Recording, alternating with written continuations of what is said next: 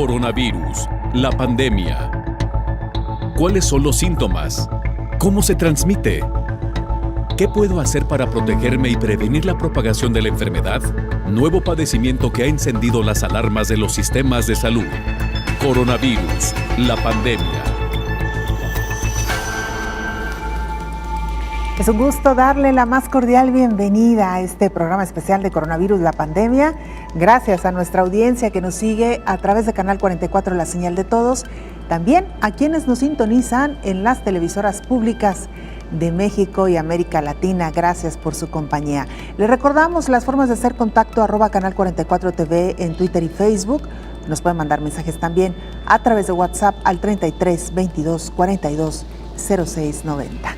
Hoy dedicaremos nuestro programa a hablar sobre los tratamientos para pacientes con COVID-19. Hay que recordar que hasta ahora no hay un medicamento específico para tratar esta enfermedad y que se ha echado mano de otros medicamentos que eventualmente han funcionado, sobre todo para aquellos pacientes que han transitado por la enfermedad de manera grave. Los profesionales de la salud y las autoridades de salud pública son esenciales para explicar la vacunación contra COVID-19 a sus pacientes. De esto también estaremos hablando hoy.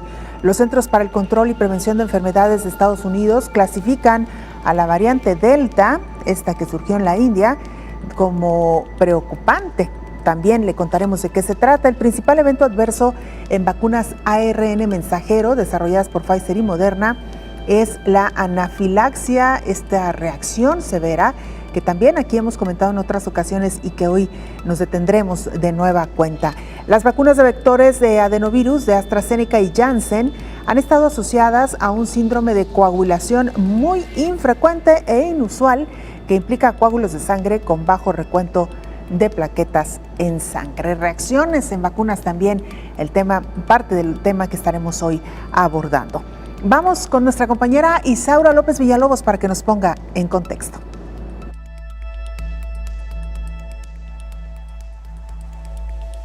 Aunque algunas puertas del mundo comienzan a abrirse y otras se resisten a dar salida a su población ante la pesadilla llamada pandemia COVID-19, aún sería muy prematuro dar cabida a la socialización general. Por un momento bajó la densidad de la pandemia en algunas naciones por la llegada quizás de la vacuna emergente, que siguen en estudio clínico, y la inmunización probable que algunas personas alcanzaron por haberse infectado por el virus SARS-CoV-2, que ha arrebatado la vida de 3.830.000 personas.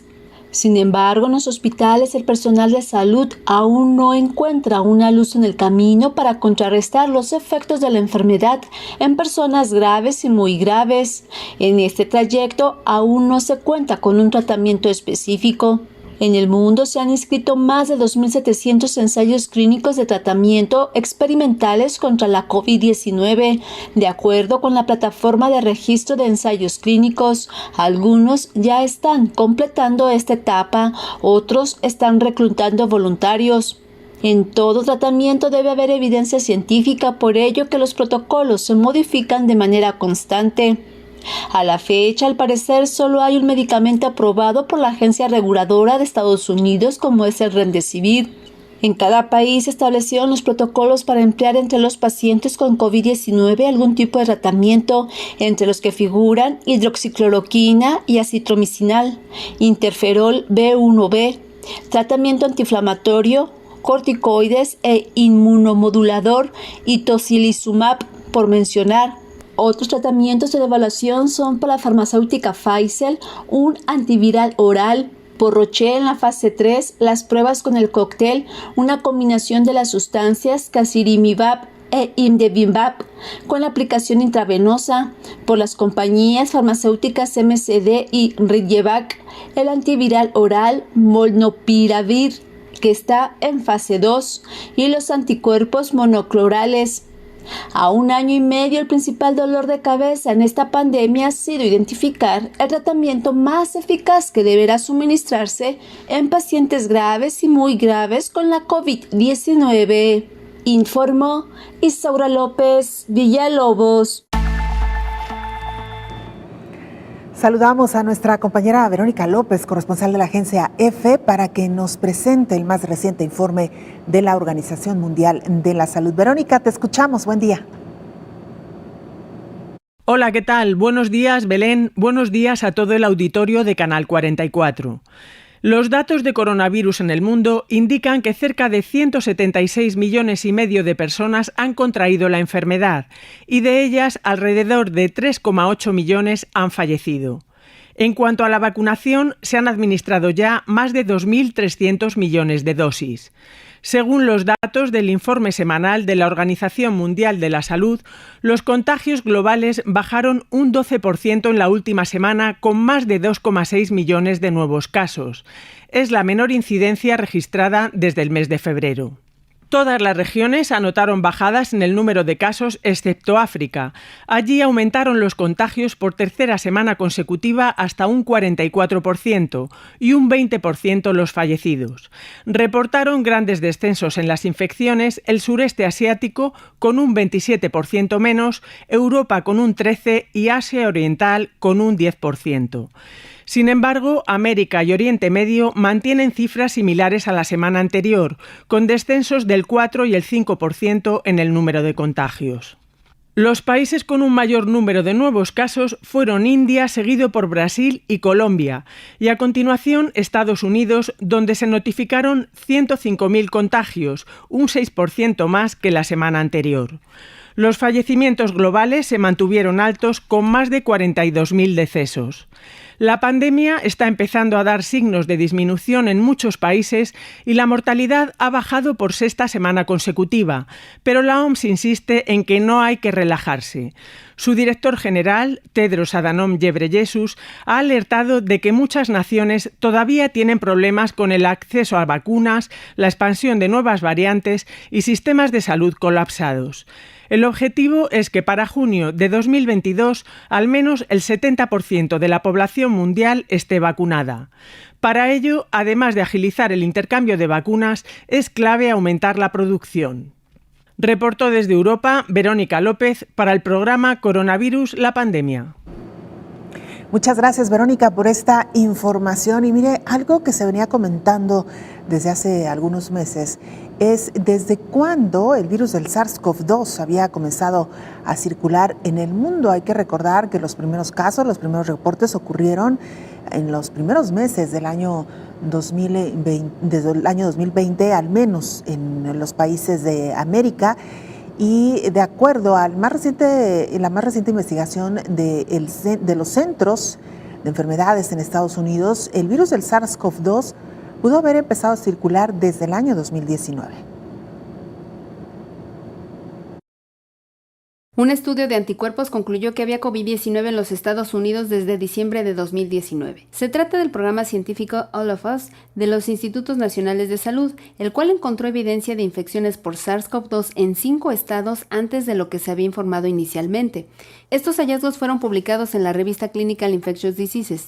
Los resultados amplían los hallazgos de un estudio que ya habían hecho los Centros para el Control y la Prevención de Enfermedades, los CDC. Los investigadores analizaron más de 24,000 muestras de sangre almacenadas que fueron proporcionadas por participantes del programa en los 50 estados entre el 2 de enero y el 18 de marzo de 2020. Detectaron anticuerpos contra el SARS-CoV-2 al utilizar 2 pruebas serológicas diferentes en las muestras de 9 participantes.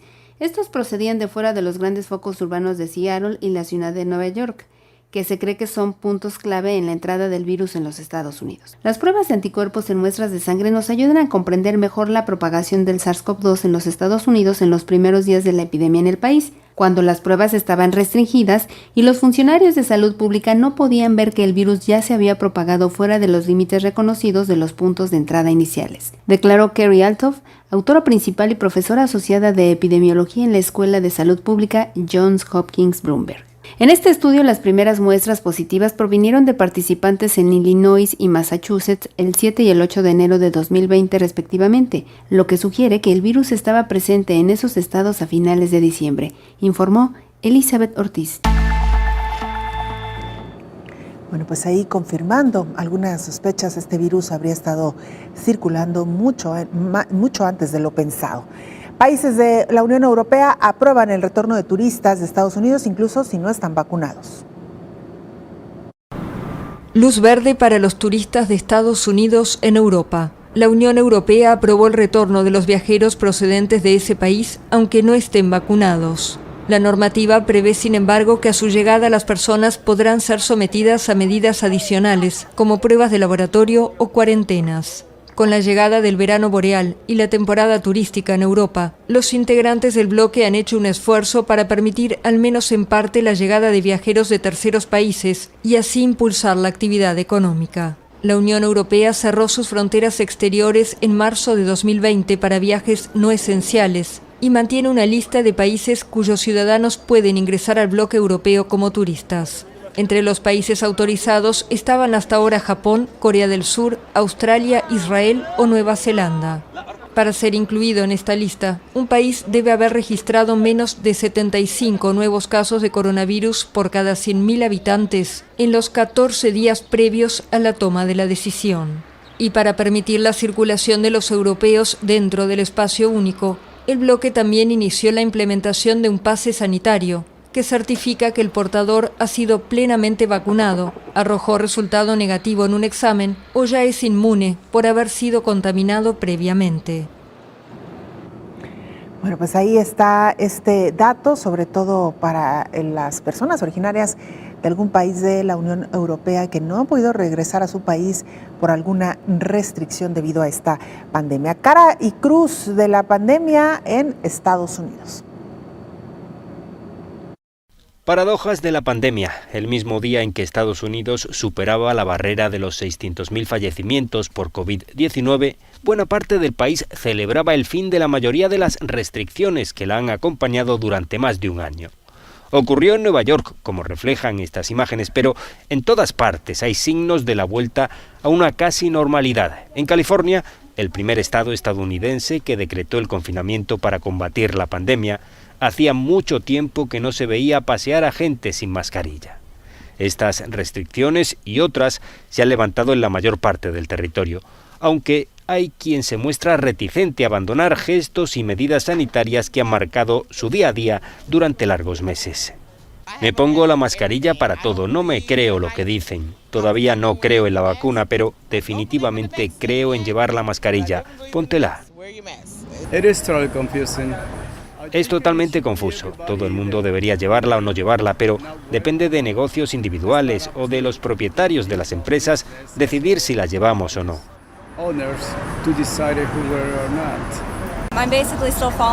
Sigo llevándola, aunque estoy vacunada, no sé, tal vez sea porque estoy tan acostumbrada a quedarme en casa, a las normas. Creo que poco a poco me acostumbraré a salir más y a vivir de nuevo la vida normalmente. En la meca del cine son muchos los que se resisten a creer que esta película de terror ha terminado para ellos o está muy cerca de hacerlo. En sus retinas quedarán grabadas para siempre imágenes dantescas de lo más duro de la pandemia, cuando un trasiego continuo de ambulancias llevaba enfermos a los hospitales y las morgues no daban abasto, siendo necesario conservar los cadáveres en camiones frigoríficos.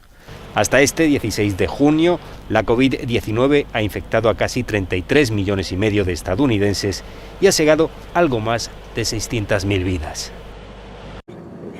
Bueno, pues ahí está esta información. La variante Delta del nuevo virus SARS-CoV-2 ya está clasificada como preocupante. Los Centros para el Control y la Prevención de Enfermedades de Estados Unidos ahora consideran la variante Delta del nuevo coronavirus, también conocida como B.1.617.2, una variante preocupante. La designación como variante de preocupación se otorga a las cepas del virus que los científicos creen que son más transmisibles o pueden causar una enfermedad más grave. Las vacunas, los tratamientos y las pruebas que detectan el virus también pueden ser menos efectivos contra una variante preocupante. Anteriormente, los CDC habían considerado que la variante Delta era una variante de interés. Los CDC dijeron que la variante Delta, que se identificó por primera vez en la India, muestra una mayor transmisibilidad, una posible reducción de la neutralización por algunos tratamientos con anticuerpos monoclonales bajo autorización de emergencia y una posible reducción de la neutralización de los sueros después de la vacunación en pruebas de laboratorio. Los contagios de COVID-19 han disminuido en los últimos meses en la Unión Americana, pero existe la preocupación de que podría cambiar a medida que el ritmo de las vacunas se desacelera y se propaga la variante Delta. Estiman que esta representó el 9.9% de los casos de Estados Unidos hasta el 5 de junio, pero si se descuidan, se podría incrementar todavía más.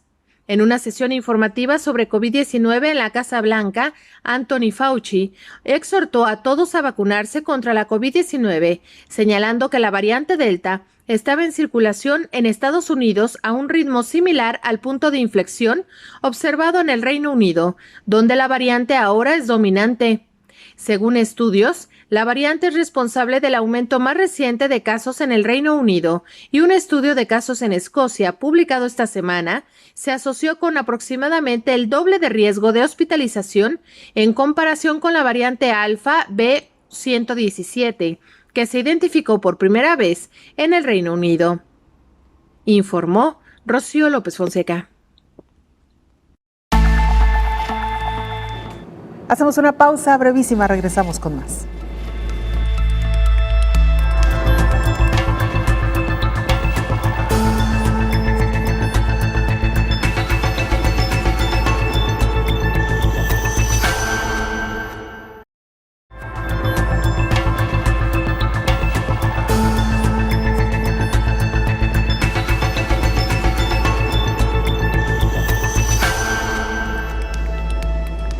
Los eventos adversos de AstraZeneca y Johnson & Johnson son hasta 15 entre 1 millón. Las vacunas de vectores de adenovirus de AstraZeneca y Janssen han estado asociadas a un síndrome de coagulación muy infrecuente e inusual que implica eventos tromboembólicos, coágulos de sangre con trombocitopenia, bajo recuento de plaquetas de sangre. Las tasas de notificación de estos eventos varían según el país y las incidencias precisas todavía son difíciles de estimar. La frecuencia de eventos de AstraZeneca es muy baja en su uso en Europa y Reino Unido. Las estimaciones disponibles son del orden de 10 a 15 casos por millón de personas vacunadas, de acuerdo con la Organización Mundial de la Salud.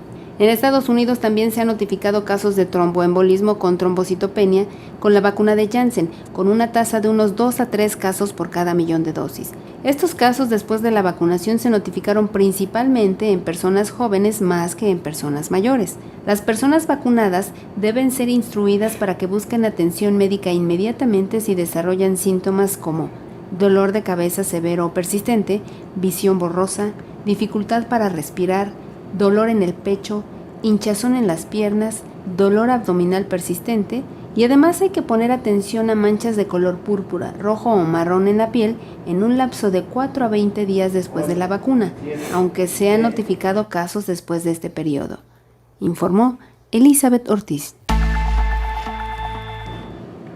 Bueno, a pesar de estos eventos adversos que se han registrado, que como bien lo explica la pieza de nuestra compañera Elizabeth Ortiz, son de 15 entre 1 millón, es decir, muy bajo, lo importante a considerar es que las vacunas previenen hospitalizaciones y mortandad.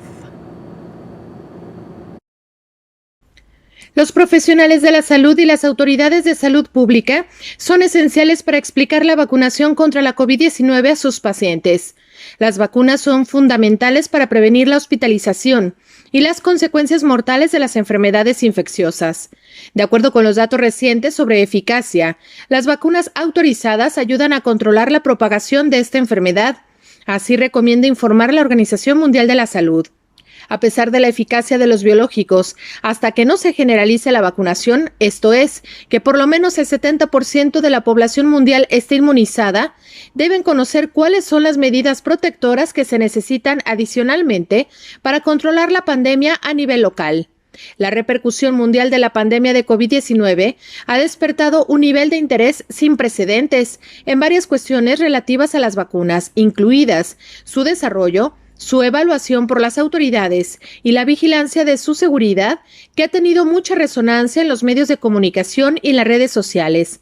Al conocer casos de eventos adversos, efectos secundarios, algunas personas han expresado dudas ante la posibilidad de vacunarse. Han preferido esperar para hacerlo e incluso se han opuesto a recibirla. Otro problema que se encuentra a la hora de explicar la importancia de vacunarse contra la COVID-19 es que los síntomas más leves de esta enfermedad en los jóvenes pueden llevarlos a pensar que es inútil vacunarse, incluso hasta que haya más datos que confirmen que las vacunas reducen la transmisión y que son eficaces contra las variantes del virus. Por lo tanto, la Organización Mundial de la Salud se ve obligada a reiterar y recordar a los médicos del mundo que es importante que estos profesionales informen de forma clara y coherente para ayudar a todas las personas a tomar la decisión de vacunarse, informó Rocío López Fonseca. Saludamos en esta mesa de trabajo al infectólogo Héctor Raúl Pérez Gómez. Doctor, bienvenido. Hola Belén, buen día, gusto saludarte. Igualmente, doctor, el tema que hoy estamos proponiendo a nuestra audiencia tiene que ver con los medicamentos para tratar COVID-19 y nos da la excusa perfecta, doctor, para retomar el tema que dejamos pendiente ayer y que tiene que ver con, digamos, uno de los tratamientos más novedosos para tratar COVID-19. Y yo lo que le quiero preguntar, doctor, si esto significa que pudiéramos estar frente a un medicamento ya, ahora sí, un tratamiento ya exprofeso para COVID-19, que nos explique de qué se trata. Se piensa que comercialmente se podrá tener disponibilidad de alguno de estos anticuerpos monoclonales de actividad específica contra COVID-19 por otoño del 2021. Esto posiblemente sea septiembre-octubre, porque los ensayos clínicos de fase 3 prácticamente están concluyendo. Hará falta la validación de parte de agencias regulatorias para que estos fármacos tengan autorización para uso de emergencia.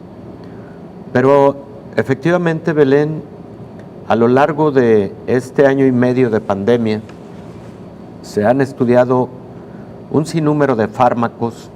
De hecho, tan solo protocolos de tratamiento registrados en la Organización Mundial de la Salud o de protocolos registrados como ensayos clínicos terapéuticos, se tienen entre 500 y 550 con diferentes fármacos a diferentes dosis, con diferentes mecanismos de actividad, etcétera. Y desde mi punto de vista, sí, algunos de los más promisorios son los anticuerpos monoclonales. Los anticuerpos monoclonales, Belén, para poner un poco en contexto, recordemos que cuando una persona se infecta con determinado microorganismo, esa persona desarrolla inmunidad, entre otros factores, a través de la generación de anticuerpos. Luego estos anticuerpos protegen a esta persona contra infecciones futuras causadas por el mismo patógeno y en ocasiones contra infecciones causadas por algún otro patógeno en una modalidad que conocemos como inmunidad cruzada.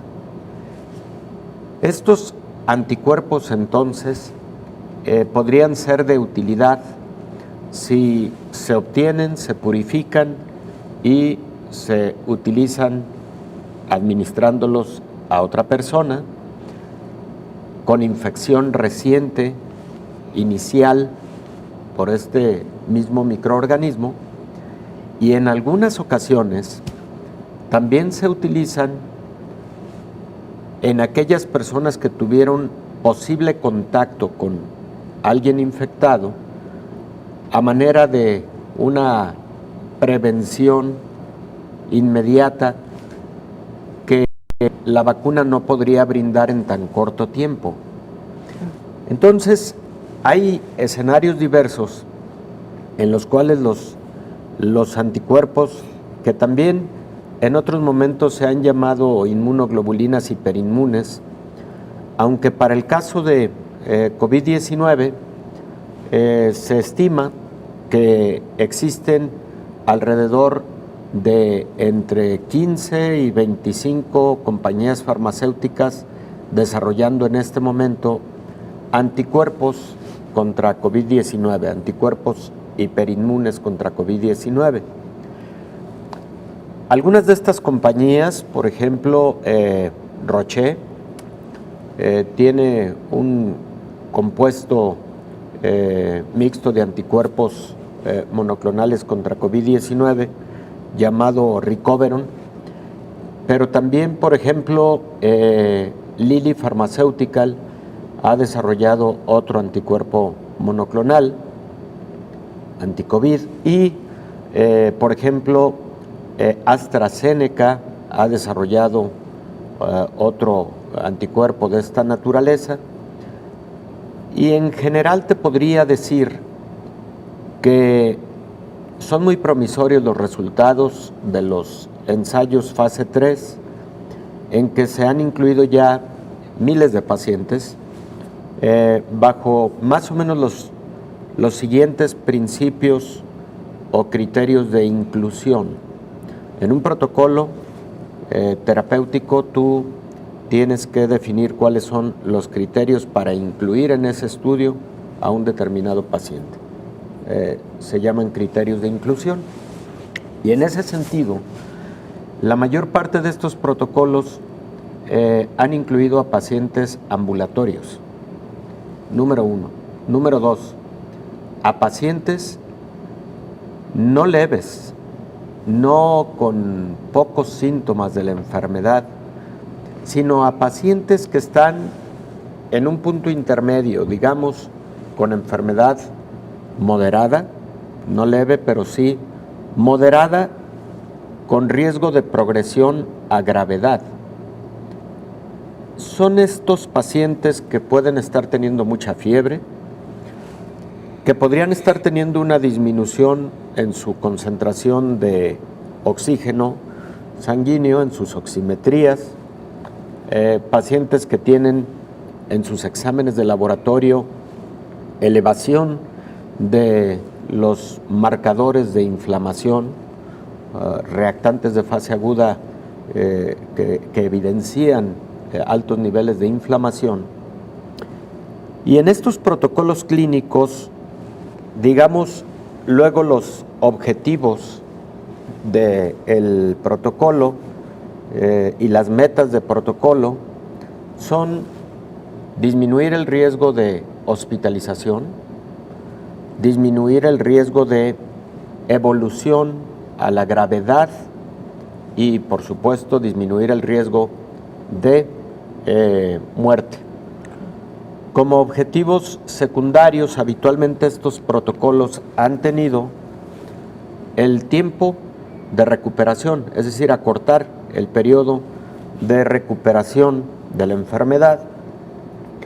Y te diría que en prácticamente todos los ensayos clínicos de estos anticuerpos que se han publicado hasta el día de hoy, en prácticamente todos, se ha logrado observar comparativamente en aquellos que no lo recibieron o que recibieron un placebo, se evidencia que el utilizarlos reduce el riesgo de evolución a gravedad de la enfermedad, el riesgo de mortalidad, el riesgo o necesidad de hospitalización y se acorta el tiempo para la recuperación. ¿Qué es lo que hacen estos anticuerpos? Bueno, Belén, cuando tú te vacunas, tú desarrollas anticuerpos y esos anticuerpos tuyos, desarrollados por la vacuna, son los que te van a proteger contra enfermedad grave. Bueno, estos anticuerpos hacen esa función de alguna manera. Se acerca un poco al principio de lo que hace meses hablábamos aquí, de lo que puede hacer el plasma de fase convaleciente, que es rica en anticuerpos. ¿Nos cuentan la diferencia, doctor? Con gusto. Regresando Claro. a la pausa, justo a este punto quería llegar y por supuesto desmenuzar un poquito más de qué se tratan estos anticuerpos monoclonales. Vamos a la pausa, regresamos con más.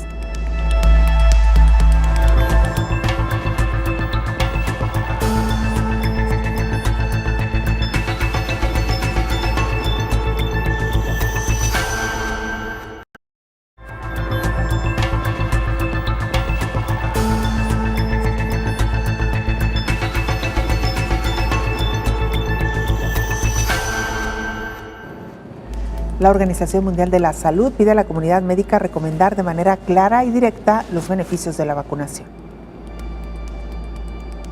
Ante la creciente ola de información falsa en todo el mundo en torno a las vacunas contra la COVID, la Organización Mundial de la Salud creó una declaratoria conjunta para incentivar a la comunidad médica a recomendar de manera clara y directa los beneficios de la vacunación. Mediante esta declaración conjunta, la Coalición Internacional de Autoridades Reguladoras de Medicamentos y la Organización Mundial de la Salud pretenden ayudar a responder las preguntas de los profesionales de la salud sobre la función de las autoridades reguladoras en la vigilancia de las vacunas contra la COVID-19. Se explica la exhaustiva evaluación científica a que se someten las vacunas para determinar que son seguras, eficaces y de calidad, así como la vigilancia estrecha y continua de su seguridad que se mantiene tras su autorización. Se ha demostrado que la vacunación reduce los índices de síntomas graves y de defunciones causados por la COVID y que permite disminuir la transmisión del virus que la causa. Por lo tanto, es importante vacunar al máximo posible de personas para reducir la propagación de esta enfermedad. Al vacunar a una parte significativa de la población, se protege también a las personas vulnerables, como aquellas a quienes no se puede vacunar y la pequeña proporción de personas que continúan corriendo riesgo de infectarse tras la vacunación. Si no se generaliza esta inmunización, el virus continuará circulando y aparecerán variantes, algunas de las cuales podrían aumentar los riesgos para la población. Además, la vacunación generalizada ayudará a reducir el número de personas enfermas que acuden a los hospitales, lo cual redundará en una disminución de la carga que representan estas enfermedades para los sistemas de salud. En resumen, la Organización Mundial de la Salud llama al sector salud a incentivar la vacunación, informó Rocío López Fonseca. Regresamos a la charla con el infectólogo Héctor Raúl Pérez Gómez. Doctor, recapitulando un poco sobre esto primero que aquí usted ha planteado. Están en este momento, digamos, en fase incluso ya de autorización, se decía ya por la FDA, doctor, de estos anticuerpos monoclonales como un tratamiento promisorio en pacientes con COVID-19. Ya nos explicaba que son pacientes que se encuentran, digamos, en las primeras fases de la enfermedad, donde podría ser efectivo. Y justo mencionaba usted, ya nos decía que se trata de anticuerpos purificados, corríjame si no estoy diciendo lo correcto, que prácticamente se suministran a estos pacientes. Decía usted, antes de irnos a la pausa, ¿cuál es la diferencia entre este tratamiento nuevo, digámosle así, contra uno que ya se venía utilizando en las primeras fases de la pandemia, que es el plasma de pacientes recuperados, doctor, que también se utilizaban estos anticuerpos? Bueno, Belén, lamentablemente lo relativo al plasma de paciente convaleciente o plasma convaleciente no dio los resultados que se esperaban y muy pronto múltiples agencias regulatorias internacionales incluso pues sugirieron no ir más allá con su uso, salvo en circunstancias de protocolos de investigación. El propósito de la utilización del plasma de fase convaleciente es el aprovechamiento de los anticuerpos que están ahí. Los anticuerpos finalmente circulan en la sangre y por supuesto hay algunos anticuerpos que están presentes en las mucosas, etcétera, pero en general los que son protectores habitualmente son los que circulan en la sangre. Entonces ese era el principio de la utilidad hipotética del plasma de rica en estos anticuerpos de un paciente que hubiera tenido COVID. Eso es el plasma de fase convaleciente. No dieron resultado, pero lo que sí siguió investigándose fue el si estos anticuerpos podrían tener utilidad ya en una modalidad de anticuerpos purificados que pudieran entonces aplicarse de forma directa a pacientes con COVID-19. De esa manera, diversas compañías en el mundo han purificado anticuerpos de esta naturaleza que de igual manera se ha comprobado que tienen afinidad contra la proteína espicular del coronavirus, que es la proteína que se va a unir a la puerta de entrada de las células que este coronavirus infecta y que es la enzima convertidora de angiotensina tipo 1. Entonces, ¿qué es lo que hacen estos anticuerpos? Lo que hacen estos anticuerpos es bloquear esa entrada. Van y ocupan el espacio en la proteína espicular del virus y de esa manera evitan que esta proteína espicular entonces tenga la afinidad por su receptor en la célula que de otra manera hubiera infectado. De esa manera lo hacen.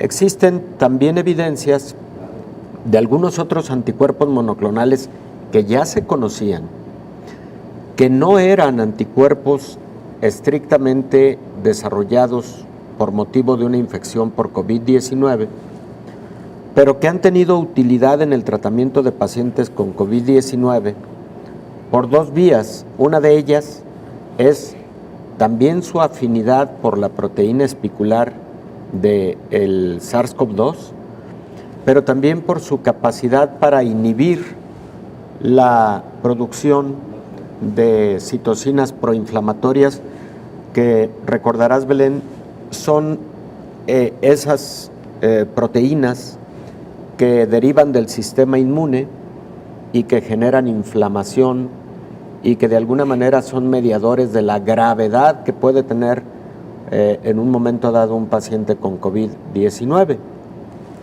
Ahí está el ejemplo de adalimumab, que es un anticuerpo monoclonal que conocíamos de tiempo atrás porque se utiliza, por ejemplo, en enfermedades reumatológicas, pero que se le ha encontrado mucha utilidad en COVID-19 a través del mecanismo que acabo de comentar.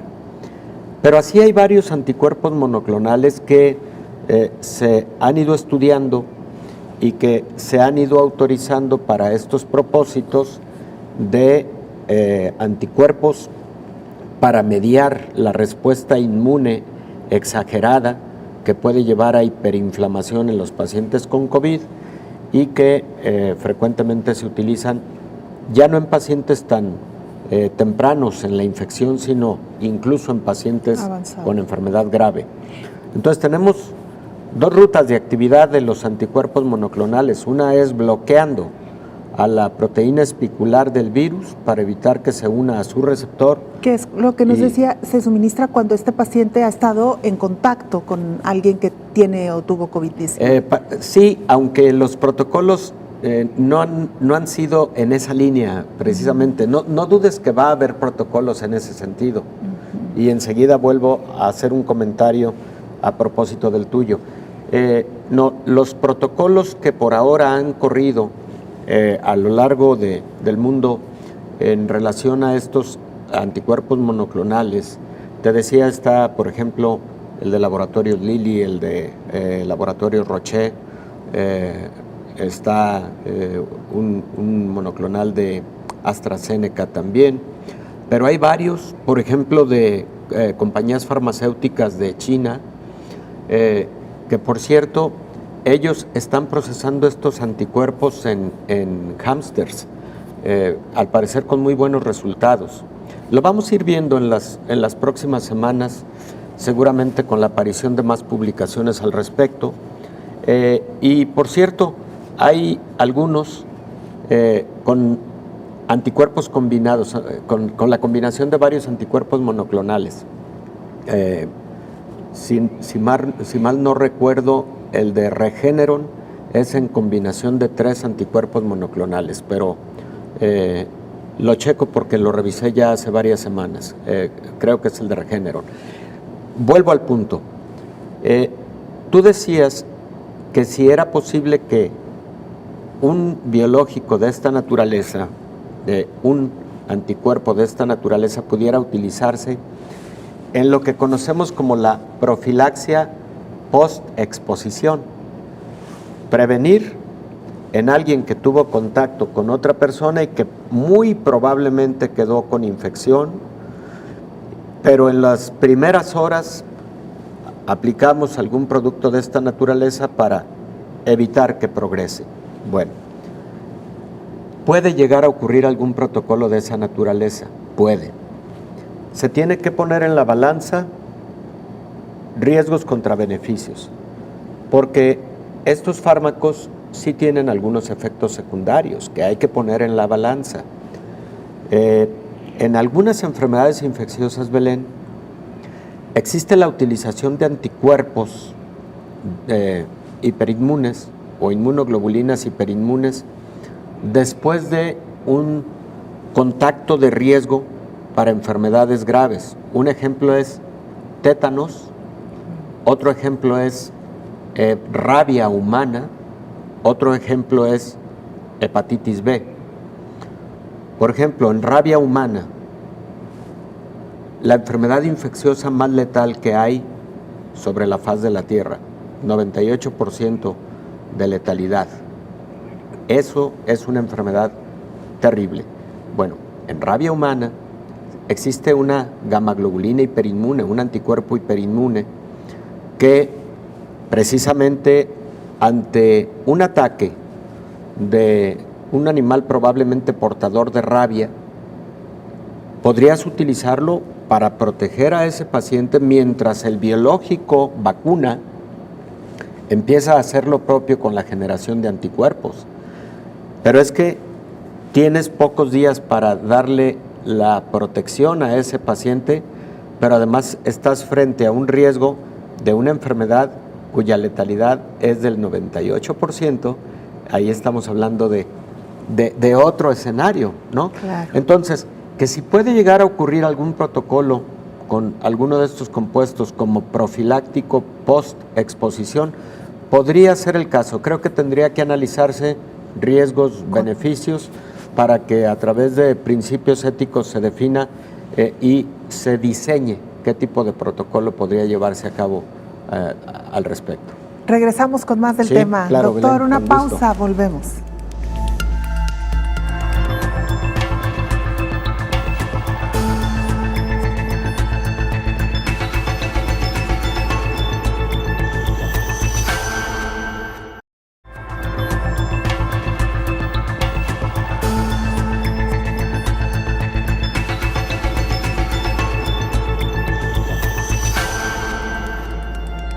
Reducen a 15 minutos la observación a vacunados con Pfizer y Moderna. El principal evento adverso en vacunas de ARN mensajero desarrolladas por Pfizer y Moderna es la anafilaxia. De acuerdo con la Clínica Mayo, la anafilaxia es una reacción alérgica grave que puede poner en riesgo la vida. La notificación de casos de anafilaxia en personas vacunadas sigue siendo muy poco frecuente. Son 10 casos por millón de vacunados, de acuerdo con la Organización Mundial de la Salud. En la información sobre el producto o la etiqueta de estas vacunas se incluyen orientaciones sobre el manejo de una posible anafilaxia. Los procedimientos rutinarios de vacunación incluyen mantener a las personas en observación durante al menos 15 minutos después de la vacuna y tener a la mano un tratamiento médico adecuado para que la anafilaxia pueda ser tratada rápidamente. Estas vacunas no deben administrarse a personas con un historial conocido de reacción alérgica grave a cualquiera de los componentes de la vacuna. Además, no debe administrarse una segunda dosis de la vacuna de ARN mensajero a quienes hayan experimentado anafilaxia a la primera dosis, informó Elizabeth Ortiz. Doctor Héctor Raúl Pérez Gómez, lástima que el tiempo se nos está yendo rapidísimo. Este tema, sin duda alguna, muy interesante. Le preguntaba, doctor, ¿por qué se llaman monoclonales? ¿Por qué se les bautiza así a estos anticuerpos? Mira, la pregunta es muy importante, Belén. Primero, recordar que si yo utilizo anticuerpos monoclonales en un paciente determinado con COVID, de estos anticuerpos que están siendo desarrollados por estas casas farmacéuticas en la actualidad, después de determinado tiempo esos anticuerpos ya no están, porque el individuo no los generó, se le dieron, se le aplicaron, pero sus propias células no los crearon. Ahí está la clave. Si en cambio son anticuerpos que se crearon con motivo de una infección o de una vacuna, ahí sí tus células del sistema inmune, conocidas como linfocitos B o células plasmáticas, generaron esos anticuerpos.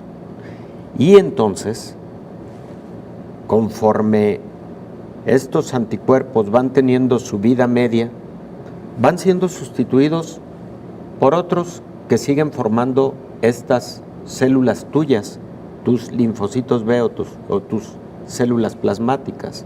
Bueno, ¿por qué se llaman monoclonales?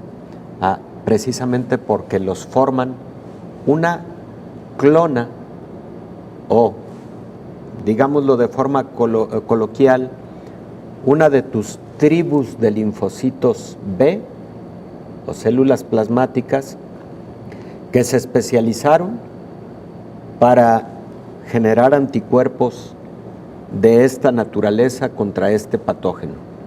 Es una clona de estos linfocitos. Hay otras clonas que se dedican a formar anticuerpos para otra cosa, para otro patógeno. Entonces, por eso se llaman habitualmente monoclonales, porque son generados por una clona de linfocitos o células plasmáticas. El hecho de que sean anticuerpos temporales, como usted bien lo mencionaba, ¿sí?, implica entonces que no se puede utilizar como una vacuna, doctor. Es decir, esto tendrá que utilizarse justo en el momento en que un paciente haya sido diagnosticado con COVID-19 y que además, como lo explicaba también en alguna parte, está evolucionando a grave, doctor. Efectivamente, no son una vacuna. El concepto de vacuna lo tenemos en aquel biológico que tú administras para que tu sistema inmune responda, generando anticuerpos y células del sistema inmune. Estos biológicos de los que ahora estamos hablando son, digamos, la posibilidad de darte inmunidad temporal para protegerte durante la fase de mayor riesgo de manera pasiva. Las vacunas generan inmunidad activa, porque te pongo el reto con el biológico, con la vacuna, y tú respondes al reto con tu sistema inmune. Por eso se dice que ahí se genera inmunidad activa. La otra, la de utilizar anticuerpos monoclonales ya elaborados, es una forma de inmunidad pasiva. Ya formados, doctor, y justo eso le quería preguntar. Estos anticuerpos monoclonales, ¿cómo se extraen? ¿Son, digamos, de alguien que generó de manera natural esos anticuerpos o incluso se pueden fabricar en el laboratorio? Incluso a través de biotecnología sí se ha logrado desarrollar algunos de estos anticuerpos, como también se pueden obtener de forma natural de algunas, incluso especies animales. Qué interesante, doctor. ¿Cómo se suministran? Habitualmente de forma intravenosa, habitualmente. También existen formas de aplicación subcutánea, pero lo habitual es la vía endovenosa y frecuentemente en un solo evento de administración, porque, insisto, son para protegerte durante un espacio de entre 15 y 30 días. Doctor, casi se nos termina el tiempo. Yo nada más quisiera abrir un muy pequeñito paréntesis para decir que recientemente algunas publicaciones han mencionado que este mismo tratamiento se podría utilizar, pero para pacientes con Alzheimer. Obviamente, no estamos hablando de anticuerpos de COVID, sino claro, de otro ámbito, pero que han sido muy promisorios también en el tratamiento de Alzheimer, doctor.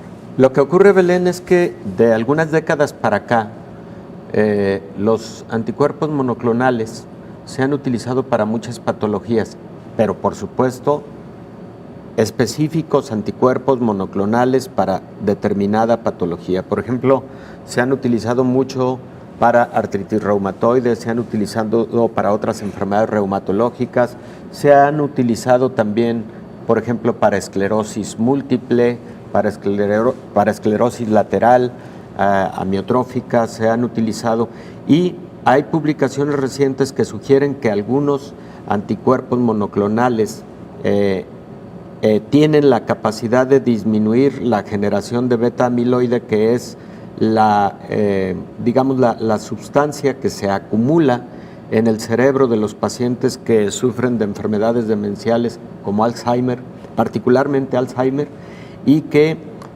son esa sustancia beta amiloide la que inhibe los impulsos eléctricos apropiados en el cerebro para mantener la función cognitiva óptima en el paciente normal. Entonces, cuando se acumula esta sustancia, puede sobrevenir enfermedad de Alzheimer. Y bueno, sí, ya hay algunos estudios sugiriendo que algunos anticuerpos monoclonales podrían tener utilidad en la atención temprana de enfermedad de Alzheimer, evitar su progresión. Doctor, estamos entonces ante una posibilidad exitosa de tratamiento, más no todavía de un medicamento. Sí, efectivamente, no todavía, pero además, Belén, se estima que la enfermedad de Alzheimer tiene componentes tanto familiares como también exógenos. Por ejemplo, es más frecuente en las personas que a lo largo de su vida sufrieron obesidad, otras enfermedades metabólicas como diabetes, hipercolesterolemia, etcétera, sedentarismo, tabaquismo, por ejemplo, pero también tiene un componente familiar, altos índices de Alzheimer en familias en donde ya hubo uno o varios miembros.